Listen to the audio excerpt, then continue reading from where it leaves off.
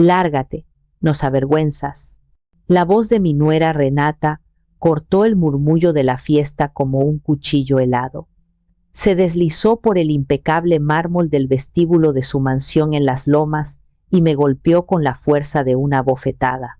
El calor de la vergüenza subió por mi cuello, más intenso que el bochorno de la tarde lluviosa que acababa de dejar atrás. Estaba de pie, paralizada bajo un candelabro que goteaba luz sobre mi vestido arruinado. Era un vestido verde oscuro, el más bonito y caro que me había comprado en años, ahora manchado con el lodo oscuro de la carretera. Mi cabello, que había pasado una hora intentando peinar, colgaba en mechones húmedos y sin vida alrededor de mi rostro. El silencio se extendió como una mancha de aceite. La música suave del piano se detuvo. Unas 100 miradas, las de la élite de la Ciudad de México, se clavaron en mí. Vi sus rostros, algunos con curiosidad, otros con una mueca de desdén apenas disimulada. Vi los celulares levantarse discretamente, sus pequeños ojos de cristal capturando mi humillación para la posteridad. Busqué la cara de mi hijo, de Rodrigo. Lo encontré al lado de Renata, su cuerpo tenso, su mirada fija en las vetas grises del suelo. No dijo nada, no hizo nada. En ese silencio, en su quietud, sentí el verdadero peso de la traición. Renata, con su perfecto vestido rojo, que probablemente costaba más que mi renta de un año entero, dio un paso hacia mí. Su rostro era una máscara de furia controlada. «¿No me oíste? Dije que te fueras», sisió, cada palabra una pequeña gota de veneno. «Esta es una noche importante para nosotros, para la familia de Patricio. No puedes presentarte así. Pareces una limosnera».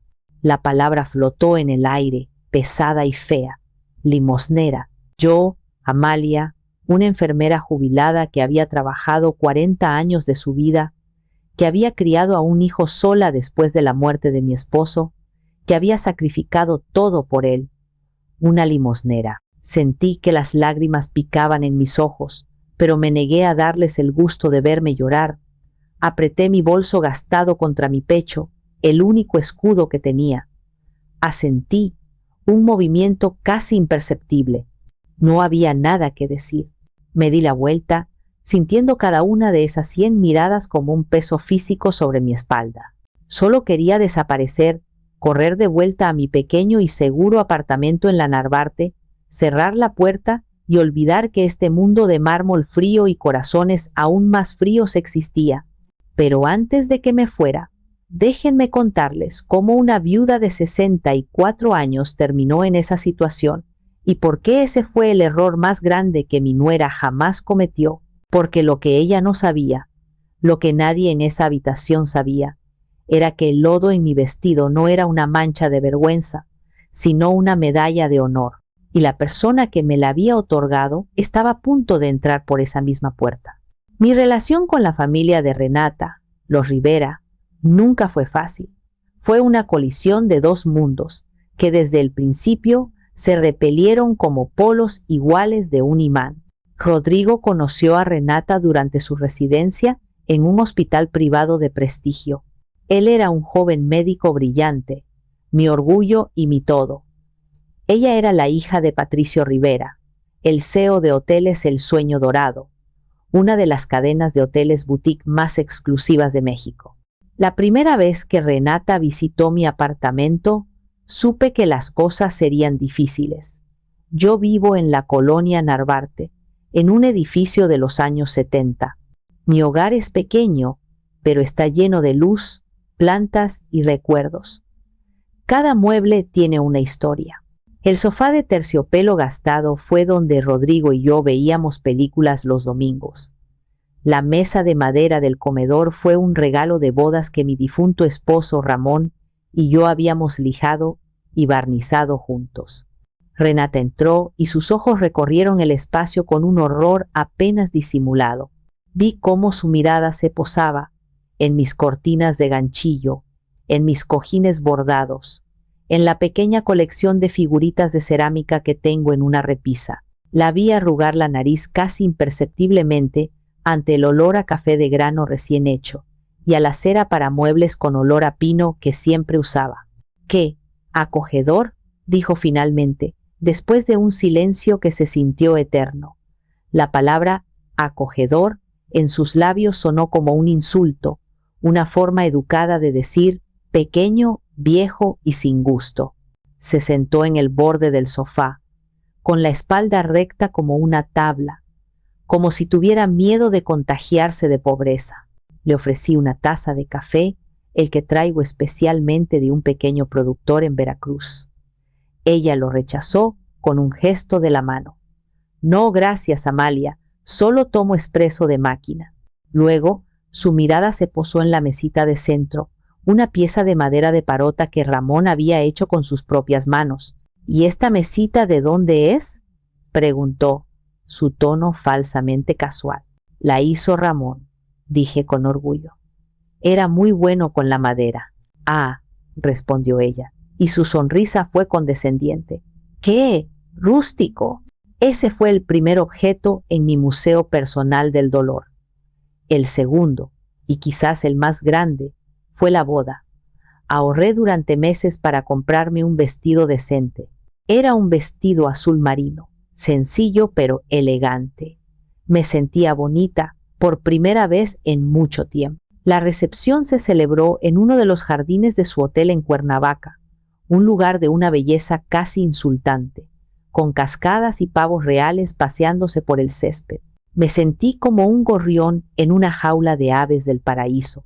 Durante el evento, don Patricio, el padre de Renata, me llevó a conocer a algunos de sus amigos, hombres de negocios, con relojes caros y esposas que me miraban por encima del borde de sus copas de champán. —Les presento a la mamá de Rodrigo —decía una y otra vez—. Nunca Amalia, nunca mi consuegra, solo la mamá de Rodrigo. Una etiqueta, un apéndice anónimo de mi hijo, como si mi única función en la vida hubiera sido producir al hombre que se casaba con su hija. En un momento, una mujer de aspecto amable me preguntó: —¿Y usted a qué se dedica? Antes de que pudiera responder, de que pudiera decir con orgullo que había sido jefa de enfermeras durante 20 años en el Hospital General, Patricio intervino con una risa paternalista. —Amalia es una madre de tiempo completo, una ama de casa dedicada, el pilar de su hogar. Me borró, con una sola frase, borró 40 años de mi vida profesional, de mi identidad. Sonreí, asentí y sentí como algo dentro de mí se encogía. Después de la boda, las cosas empeoraron. Rodrigo y Renata se mudaron a su casa en Las Lomas y las visitas se hicieron escasas. Las llamadas telefónicas se convirtieron en mi único vínculo con mi hijo, y eran conversaciones tensas y cronometradas.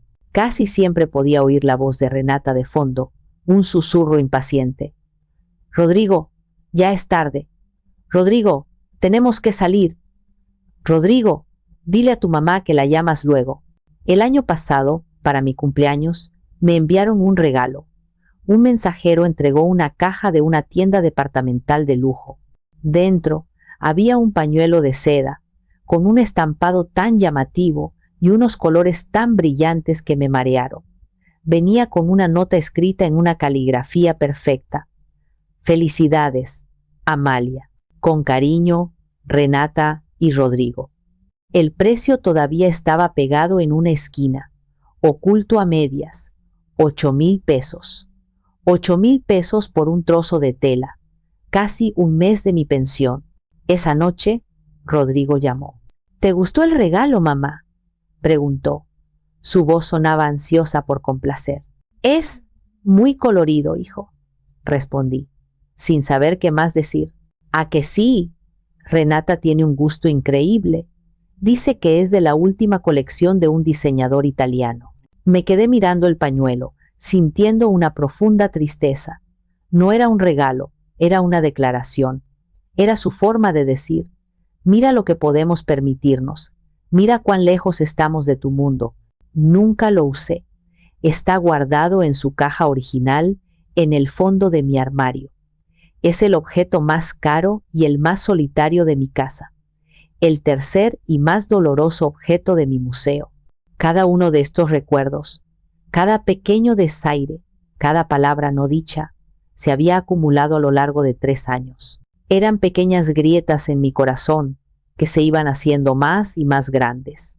Y esa noche, en esa fiesta, con esa palabra, lárgate, mi nuera no solo había hecho una nueva grieta, había tomado un martillo y había hecho añicos todo lo que quedaba. La invitación llegó 2 semanas antes de la fiesta, en una de esas llamadas cortas y extrañas de Rodrigo. «Mamá, ¿cómo estás?», preguntó.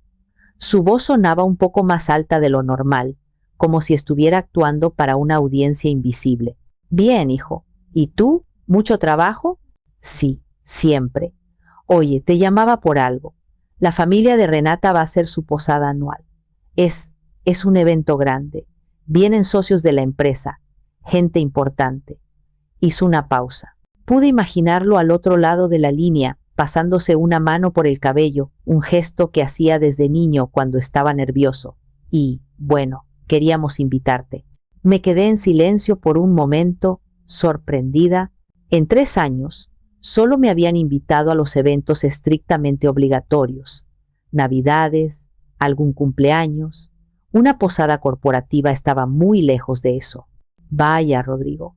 «¿Qué?», amable de su parte, dije, aunque un pequeño nudo de ansiedad comenzó a formarse en mi estómago. «¿Y a qué se debe el honor?». «Bueno», titubeó. La abuela Elvira insistió. Dijo que quería que toda la familia estuviera presente este año. Ya sabes cómo es ella, cuando dice algo. Sí, sabía de la abuela Elvira. O más bien, sabía lo que Renata y Patricio decían de ella. La matriarca de la familia, una mujer de casi 80 años que, según ellos, vivía en su propio mundo, desconectada de la realidad del negocio que su difunto esposo supuestamente había construido. Una figura decorativa, pero al parecer una con suficiente autoridad como para que su deseo fuera una orden. «Claro que iré, hijo, me encantará», dije, intentando sonar más entusiasmada de lo que me sentía. Entonces vino el golpe. «Genial, mamá. Solo una cosa», dijo, bajando la voz. «¿Sabes cómo son ellos con las apariencias? Es en su casa de las Lomas. Muy formal. Por favor, intenta... Bueno, ya sabes, vístete muy bien, ¿sí?». El teléfono se sintió frío en mi mano. «Vístete muy bien», como si yo no supiera cómo hacerlo, como si normalmente fuera por la vida en harapos. El mensaje era claro: no nos avergüences. Esa noche apenas dormí. La humillación de sus palabras luchaba contra una pequeña y terca chispa de esperanza. Quizás esta era mi oportunidad de demostrarles que no era la mujer sencilla y sin mundo que ellos creían, que podía encajar, que podía ser parte de la vida de mi hijo. A la mañana siguiente me miré en el espejo del baño. Vi las arrugas alrededor de mis ojos, el cansancio. ¿Qué estaba tratando de probar? ¿Y a quién? Estuve a punto de tomar el teléfono y llamar a Rodrigo para decirle que me sentía mal, que no podría ir. Pero entonces mi mirada se posó en una foto que tengo en mi buró. Es una foto de Ramón y yo de hace unos 10 años.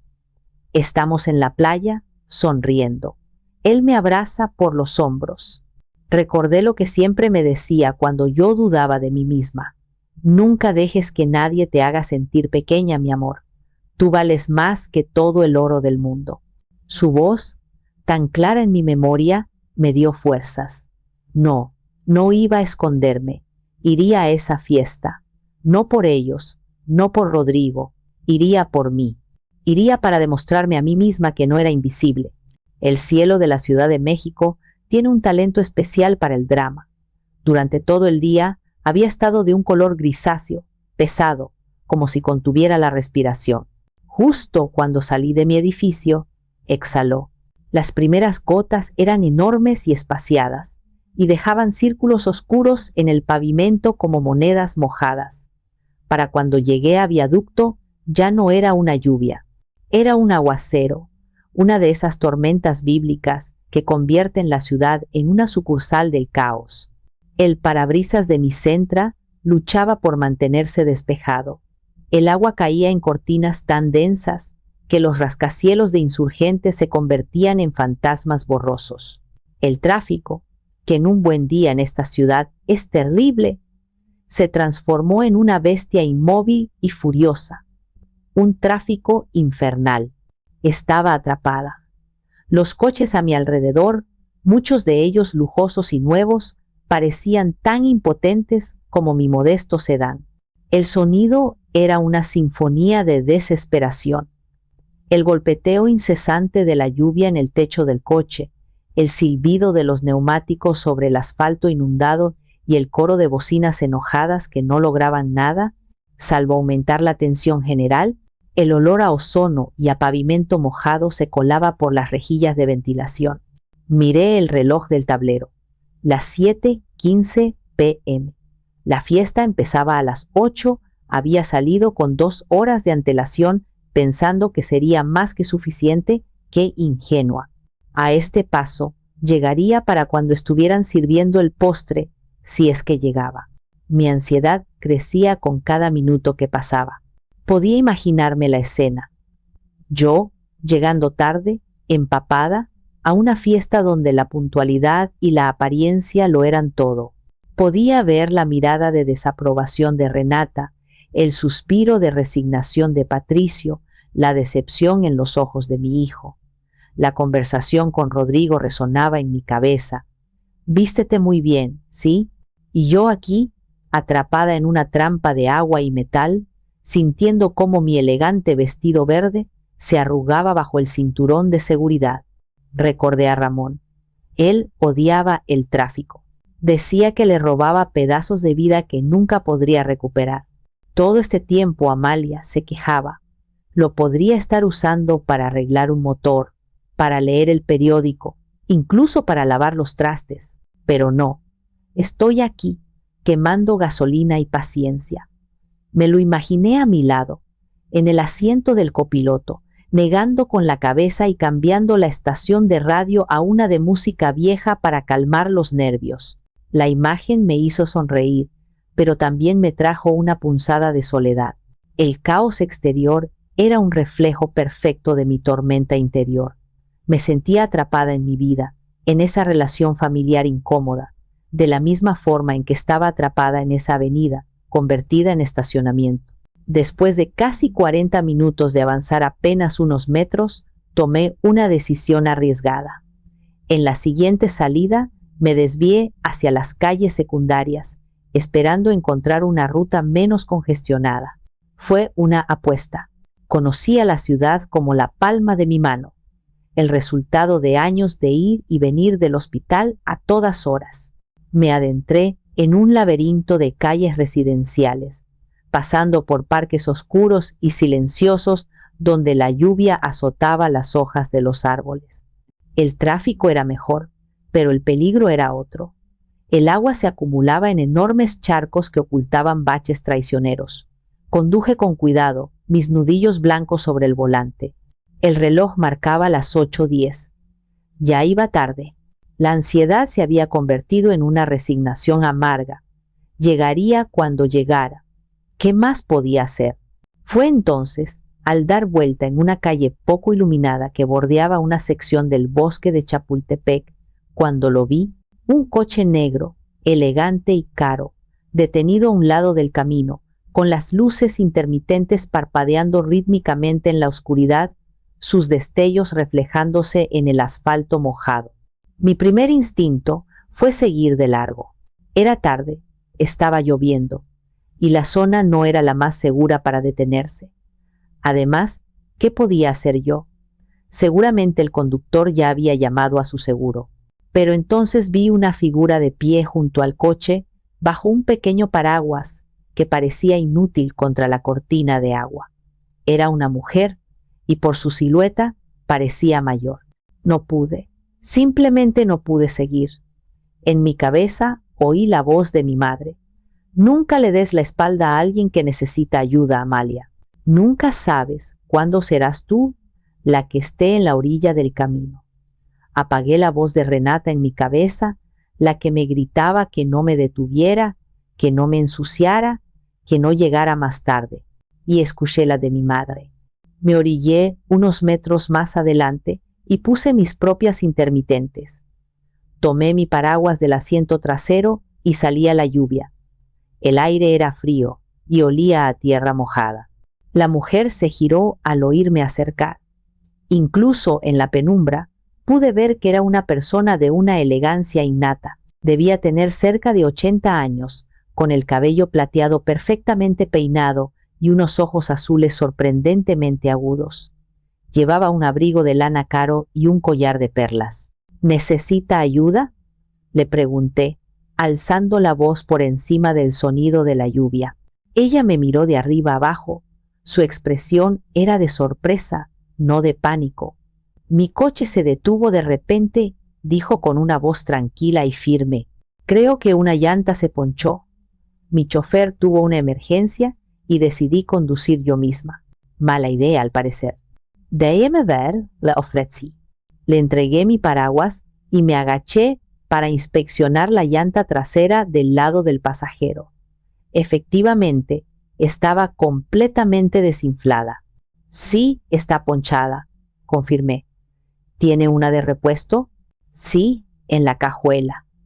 Pero no tengo idea de cómo cambiarla, admitió sin una pizca de vergüenza. No se preocupe, la guía. Yo sí sé. Abrimos la cajuela de su Mercedes y efectivamente, allí estaba la llanta de refacción y el gato. Saqué las herramientas, sintiendo un familiar consuelo en el peso del metal frío. Entonces me di cuenta del problema. Para acceder a la llanta, tenía que arrodillarme en el asfalto mojado y sucio. Miré mi vestido verde. Adiós, elegancia. Adiós, intento de impresionar a los Rivera. En ese momento, tuve un recuerdo vívido. Estaba en el pequeño taller mecánico que Ramón tenía detrás de nuestra casa. Yo tendría unos 30 años. Él me estaba enseñando a cambiar una llanta. Nunca sabes cuándo lo necesitarás, mi amor, me dijo. Recuerdo el olor a grasa y el sonido de la radio.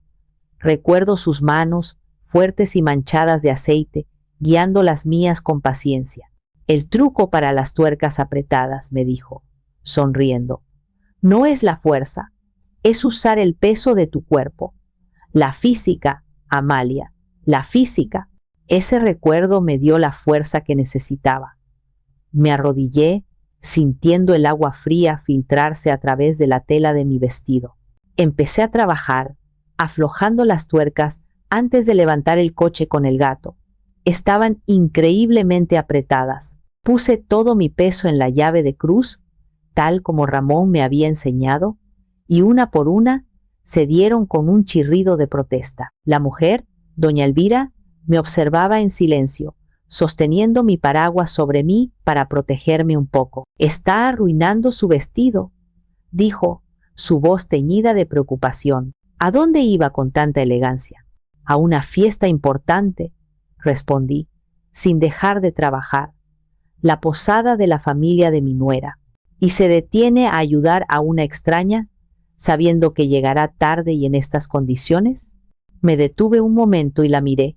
Señora, le dije, no podía dejarla aquí sola. Las fiestas se repiten cada año, pero la oportunidad de ser una persona decente, esa se presenta en momentos como este.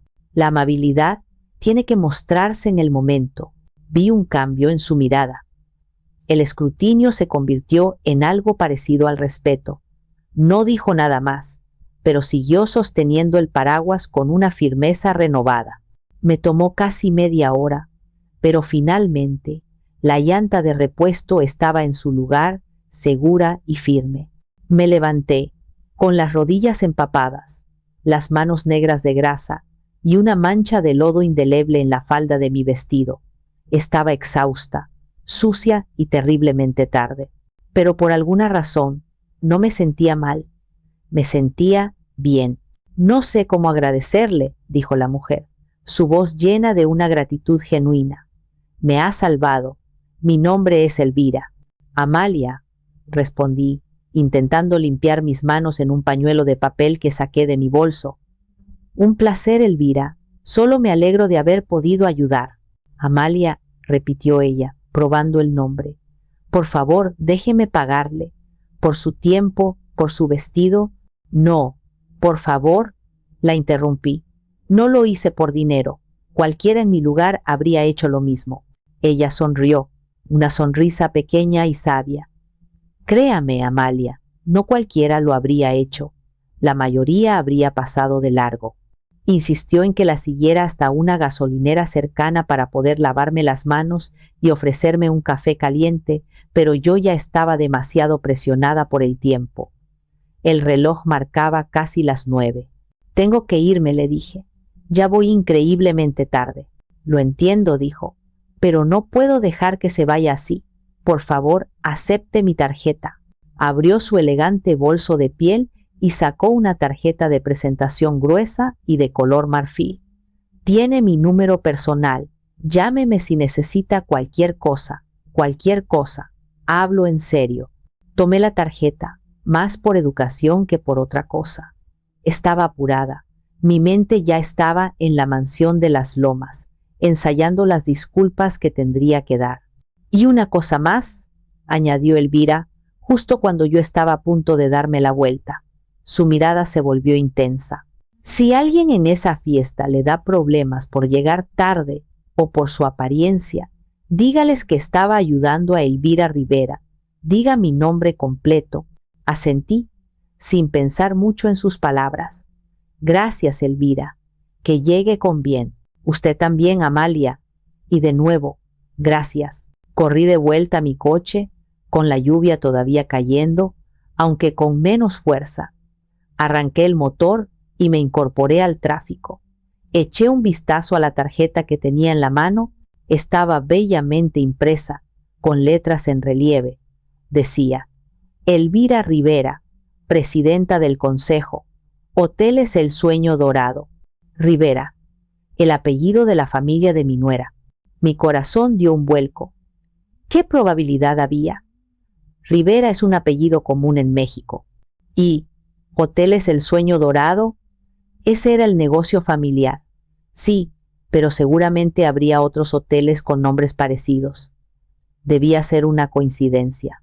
Mi mente, abrumada por el estrés y la prisa, se negó a conectar los puntos. Guardé la tarjeta en mi bolso y me concentré en el camino, sin tener la menor idea de que acababa de guardar una bomba de tiempo en mi bolso. No tenía idea de que la amable y elegante extraña a la que acababa de ayudar no era solo una mujer rica con problemas con su coche. Era la reina invisible del reino al que estaba a punto de entrar como una pordiosera. Finalmente llegué. La reja de hierro forjado de la mansión se abrió lentamente, como las fauces de una bestia perezosa. Conduje mi Sentra por el camino de adoquines, pasando junto a una hilera de Audis, BMWs y Mercedes que brillaban bajo las luces del jardín, incluso mojados por la lluvia. Me sentí como un gorrión en un aviario de pavos reales. Un valet, un joven con un uniforme impecable, se acercó a mi coche con una expresión de confusión. Claramente, mi vehículo no encajaba. Le entregué las llaves, sintiendo una punzada de vergüenza por el llavero de peluche descolorido que colgaba de ellas. Respiré hondo y caminé hacia la entrada principal. Las puertas dobles de madera maciza estaban abiertas, derramando una luz dorada y el sonido de risas y música de piano sobre la noche húmeda. Me detuve en el umbral. Mi reflejo en el suelo de mármol pulido me devolvió una imagen desoladora. El vestido manchado, el cabello revuelto. La mujer sofisticada que había salido de la tienda departamental había desaparecido, reemplazada por una versión cansada y desaliñada de mí misma. Entré. El impacto fue inmediato. El vestíbulo era enorme, con una escalera de caracol que se curvaba hacia el segundo piso como la concha de un nautilo, un gigantesco árbol de Navidad, adornado con esferas de cristal y luces blancas, ocupaba un rincón casi tocando el techo, y por todas partes había gente, hombres con trajes a medida, mujeres con vestidos de diseñador y joyas que centelleaban bajo la luz de los candelabros. Y entonces todo se detuvo. Fue gradual al principio, como una onda en un estanque. Un par de personas me vieron y dejaron de hablar. Sus vecinos notaron su silencio y se giraron para ver. Y así la onda se expandió hasta que toda la sala quedó en un silencio expectante y tenso. La música del piano vaciló y se apagó. Fue entonces cuando Renata apareció, bajando por la escalera con la gracia de una reina. Su vestido rojo era una llamarada de color en la habitación. Se detuvo a mitad de camino cuando me vio. Su sonrisa se congeló y luego se desvaneció, reemplazada por una máscara de incredulidad y horror. Vi a Rodrigo correr hacia ella, susurrándole algo al oído, pero ella lo apartó con un gesto brusco. Continuó bajando las escaleras, sus tacones haciendo un sonido agudo y furioso sobre el mármol. Fue en ese momento que vi a mi hijo dar un paso hacia mí. Su rostro era una mezcla de preocupación y vergüenza. «Mamá», empezó a decir, su voz sonando extrañamente alta en el silencio. «Qué bueno que...» Pero no pudo terminar. Renata, que ya había llegado al pie de la escalera, lo agarró del brazo. Su agarre fue posesivo. Sus dedos se clavaron en la tela de su saco. Le lanzó una mirada que podría haber congelado el fuego, un destello de pura advertencia. Rodrigo se detuvo en seco, se encogió visiblemente y retrocedió un paso, dejándome sola para enfrentar a su esposa. Y entonces ella pronunció las palabras que comenzaron esta historia. «Lárgate, nos avergüenzas». Lo dijo en voz baja, pero en ese silencio sepulcral sus palabras resonaron como un grito. Sentí que mi corazón se rompía, no por la humillación pública, ni por el desprecio de los extraños. Se rompió por la imagen de mi hijo, mi Rodrigo, parado allí, permitiendo que sucediera. Me di la vuelta, con las lágrimas finalmente ganando la batalla, empañando mi visión. Solo quería huir. Llegué a la puerta, mi mano temblorosa buscando el pomo. Estaba a punto de abrirla, a punto de escapar de esa pesadilla.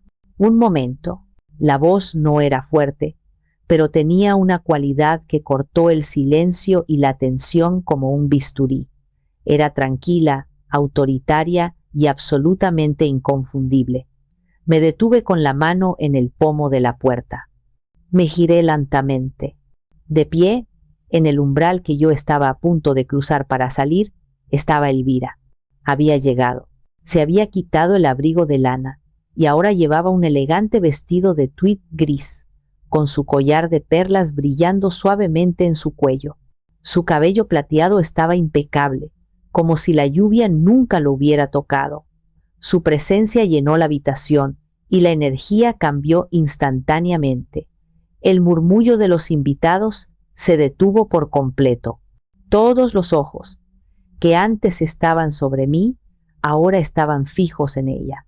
Ignoró a todos los demás, y sus ojos azules me encontraron a través de la habitación. Me ofreció una pequeña y tranquilizadora sonrisa antes de que su mirada se posara en su nieta.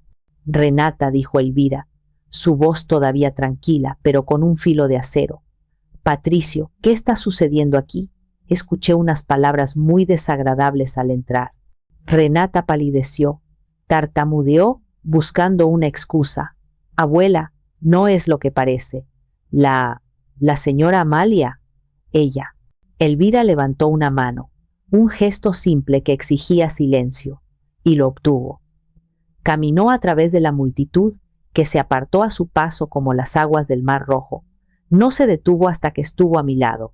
Sentí su mano en mi hombro, un toque ligero pero increíblemente firme y reconfortante. «Espero, por el bien de ambos», dijo, ahora dirigiéndose a Renata y a Patricio, quien se había acercado a su hija, «que no le estuvieran faltando al respeto a la mujer que acaba de salvarme de quedarme varada por horas bajo la tormenta». Un jadeo colectivo recorrió la sala. Vi a Renata y a Patricio intercambiar una mirada de pánico y confusión. Elvira no había terminado. Se giró ligeramente para dirigirse a los invitados, su voz proyectándose con una claridad perfecta. Para aquellos que se preguntan por qué la señora Amalia ha llegado tarde y con el vestido, digamos, un poco desgastado por la intemperie, permítanme aclarar la situación. Hizo una pausa dramática. Esta noche, mi coche sufrió una avería en una calle oscura y solitaria. Mi teléfono no tenía señal. Y mientras coches mucho más lujosos que el de la señora Amalia pasaban de largo, ignorándome, ella fue la única persona que se detuvo. Continuó, su voz cobrando fuerza. Esta mujer, a la que algunos de ustedes miraban con desdén hace un momento, se arrodilló en un charco de agua sucia, bajo la lluvia, durante casi media hora, para cambiarme una llanta ponchada. Se ensució las manos y arruinó su hermoso vestido para ayudar a una completa extraña. A mí, el silencio en la habitación era ahora de pura conmoción. Las miradas que se dirigían a mí ya no eran de desprecio, sino de asombro y una creciente vergüenza. Elvira dio el golpe de gracia. Su mirada recorrió lentamente la sala, deteniéndose en los rostros de sus amigos, sus socios, su propia familia. Así que esta noche, anunció, su voz resonando con una autoridad que no había oído antes.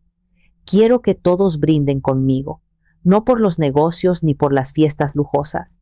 Brindemos por el carácter, por la integridad, por una mujer que nos recuerda a todos lo que significa ser una persona verdaderamente valiosa. Brindo por Amalia. Levantó una copa imaginaria. Y entonces ocurrió algo asombroso. Un hombre mayor en la primera fila levantó su copa de champán. Luego, una mujer a su lado. Y otro, hasta que toda la sala, cada uno de los invitados, estaba levantando su copa hacia mí, hacia Amalia, la limosnera, la vergüenza de la familia. Vi el rostro de Renata. Estaba lívida, una mezcla de rabia, humillación y miedo. Patricio parecía haberse encogido, y Rodrigo, mi hijo, me miraba, por primera vez esa noche, a los ojos. Y en su mirada vi algo que no había visto en años, un profundo y abrumador respeto. En ese momento, parada junto a la matriarca de la familia, con mi vestido sucio y mi corazón herido, me sentí más poderosa y digna que nunca en mi vida. Después de que la fiesta recuperara un murmullo incómodo y forzado, Elvira me tomó del brazo. Acompáñame, Amalia, necesitamos hablar. Con un gesto de la cabeza, convocó a Patricio, Renata y Rodrigo. Ustedes también, a la biblioteca, ahora. La biblioteca era una habitación impresionante, con paredes cubiertas de libros encuadernados en piel del suelo al techo y un pesado olor a madera y cuero. Elvira cerró las puertas dobles, silenciando el sonido de la fiesta y encerrándonos en una burbuja de tensión. Un hombre de aspecto serio, que no había visto antes, ya estaba allí, de pie junto a la chimenea. Amalia, te presento al licenciado Octavio Morales, mi abogado y viejo amigo, dijo Elvira. Luego se sentó en un gran sillón de cuero que parecía un trono y nos miró a todos. Su rostro ya no era el de una abuela amable, era el de una ejecutiva a punto de tomar una decisión importante. Patricio, comenzó, su voz tranquila pero cortante. He pasado los últimos meses revisando los informes de la compañía. Las ganancias son impresionantes. Felicitaciones. Patricio pareció relajarse un poco. Gracias, mamá. He trabajado duro para... Pero las ganancias no lo son todo, lo interrumpió Elvira. Mientras tú contabas el dinero, la reputación de la empresa se iba por el desagüe, las donaciones a la caridad cortadas, los programas de desarrollo para empleados eliminados, la conexión con la comunidad que vio nacer a esta empresa rota. Has convertido el sueño dorado, mi sueño, en una máquina de hacer dinero sin alma. Mamá, eso no es justo. Son decisiones de negocios, tiempos modernos, protestó Patricio. No me hables de tiempos modernos, espetó Elvira. Yo construí esta compañía desde cero, con un préstamo y un pequeño hotel en Oaxaca, cuando a las mujeres como yo ni siquiera nos daban crédito en el banco. Tu padre era un maravilloso maestro de historia, pero el negocio, Patricio, el negocio siempre fue mío. La revelación cayó como una bomba en la habitación. Vi a Renata y a Rodrigo mirarse con total incredulidad. He permanecido en silencio por demasiado tiempo, continuó Elvira, levantándose. He dejado que te lleves el crédito, que te sientes en mi silla, pero mi retiro se ha terminado. Hoy, Amalia me recordó qué tipo de persona quiero que esté asociada con mi legado, y no es la clase de persona que echa a alguien de su casa por tener lodo en el vestido. Elvira caminó hasta donde yo estaba, de pie torpemente cerca de la puerta. Puso sus manos sobre mis hombros y me miró directamente a los ojos. Amalia, esta compañía necesita una brújula moral, necesita un corazón, y esta noche me has demostrado que tú tienes ambas cosas en abundancia. Se giró hacia los demás. Voy a reestructurar la cúpula directiva y voy a crear un nuevo departamento, uno que se encargará de todo lo que Patricio ha destruido. La Fundación El Sueño Dorado, dedicada a la responsabilidad social, al desarrollo comunitario y al bienestar de nuestros empleados. Luego, su mirada volvió a mí, y he buscado a la persona perfecta para dirigirla durante meses. Una persona con integridad, con los pies en la tierra, con empatía y con un sentido práctico para resolver problemas. Te necesito a ti, Amalia. El aire se escapó de mis pulmones. ¿A mí? Pero yo no sé nada de negocios. Soy una enfermera jubilada. Exacto, dijo Elvira con una sonrisa. Tú sabes de cuidar a la gente. Las habilidades de negocios se aprenden, el carácter no. Te ofrezco el puesto de directora ejecutiva de la fundación. Hubo un silencio atónito. Renata soltó una risa nerviosa y incrédula. Abuela, esto es ridículo. Elvira la ignoró. El puesto es tuyo, si lo quieres, con un salario inicial de 2 millones de pesos al año. El silencio que siguió fue tan profundo que pude oír el latido de mi propio corazón. 2 millones de pesos. Era una cifra tan astronómica, tan fuera de mi realidad, que mi cerebro apenas podía procesarla. No respondí de inmediato. Mi mente era un torbellino. Vi los rostros pálidos y conmocionados de Renata y Patricio. Vi la cara de asombro de mi hijo. Y entonces pensé en Ramón, pensé en sus manos trabajadoras, en su honestidad, en su creencia de que el valor de una persona no se mide por su cuenta bancaria, sino por el bien que hace en el mundo.